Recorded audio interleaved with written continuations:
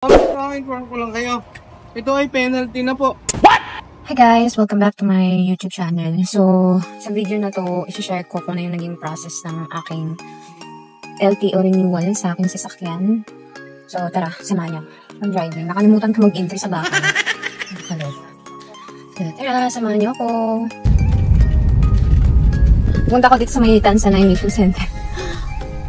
Oh my God. So, kailangan kumuha muna ng insurance talaga sa Cebuana. Tapos, hindi lahat ng emission nagtatanggap ng insurance sa Cebuana. Oh my God. So, nirecommend sa akin ng taga dito, punta daw ako ng Kawit. Meron daw emission center doon na nagtatanggap sila ng emission lang. Tapos sa Cebuana, kahit Cebuana na CTPL. Okay, so tara. Sa panahon ito, naghanap ako ng pinakamalapit na insurance. Ayan, so nakakita naman ako ng Cebuana. And then, pagpasok ko dyan, of course, nagtanong muna ako kay Kuya Guard kung nag-o-offer ba sila ng CTPL insurance para di na tayo pila-pila. And good thing, walang katao-tao dyan. So, wait muna kayo hanggang sa tawagin. Make sure na may photocopy kayo ng ORCR nyo. And tadang! Ayan, super bilis lang. Walang pila-pila. And o diba, nagbibilang pa si ate ng sukli ko. Later, si-share ko, syempre, kung magkano yung nagastos ko sa process na to.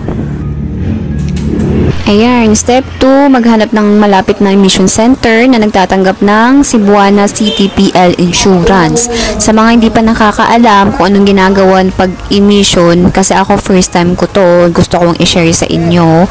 Ayan, maglalagay lang sila ng camera sa may tambucho nyo kung okay pa ba, malinis pa ba yung takbo ng sasakyan nyo.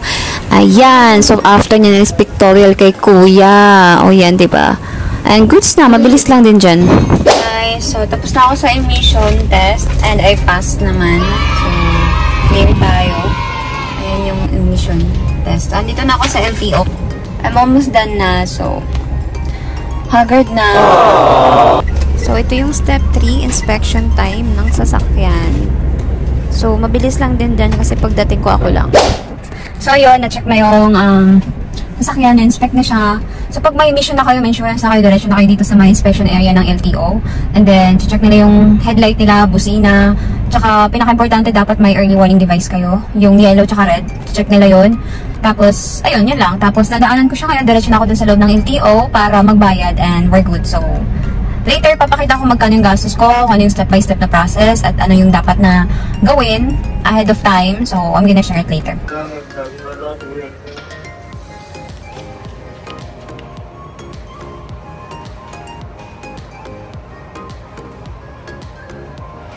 Ma'am, ito ang inform ko lang kayo.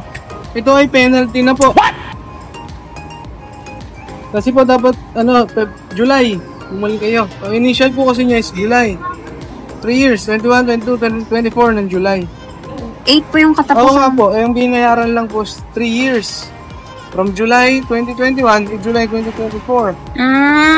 Kaya ganun po nangyari. Magkano penalty ko niyan, sir? Po. So, pasun na pala ako. 1.6. Oo, pasun na kayo. 1 month. Tawagin na lang ako.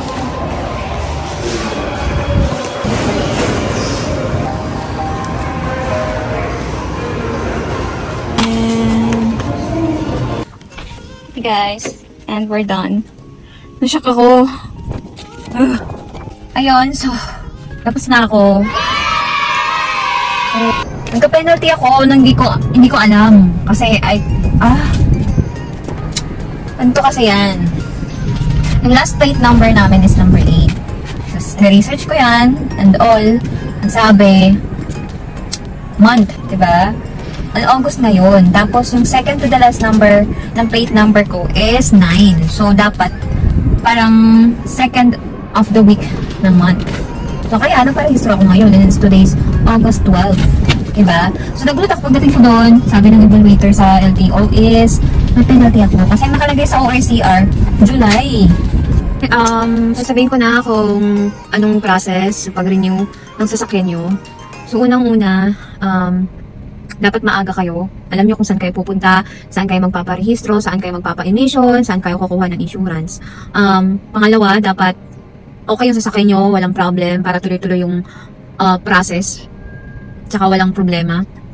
Pangatlo, magdala kayo ng copy ng ORCR nyo, kahit 3 copy ng Xerox. And then, syempre pera, kailangan natin ng pera. At agahan nyo kasi kagaya sa akin nung oras na ako umalis ng bahay, magna-9 na. So, eto, nung oras na ako natapos, mga 1:30 na.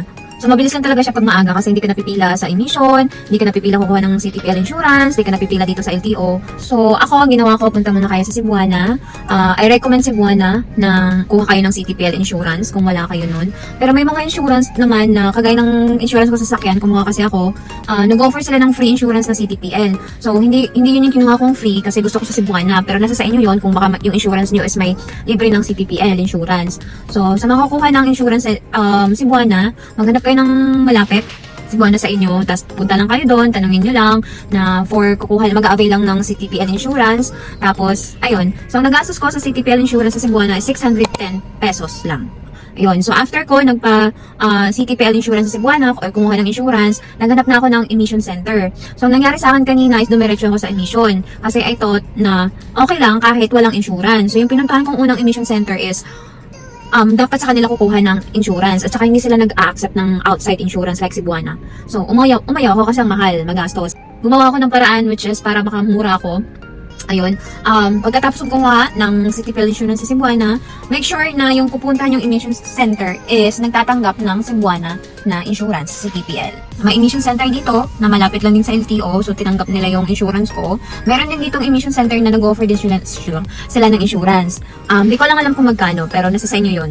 Okay? Binayaran ko pala sa emission center is 700 pesos. Ayun. So, i-check lang nila yung tambucho mo. Yun lang. I-check lang nila. And then, after ko nag-emission center, nakapasa ako, dumiretso na ako dito sa LTO.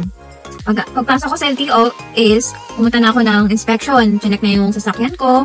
Kung may emission ka na, may insurance ka na, diretso na kayo sa inspection area dito sa LTO. So, check nila yung mga ilaw mo, mga headlights, fog lights, mga ganon. Basta lahat ng lights. And then, busina ng sasakyan.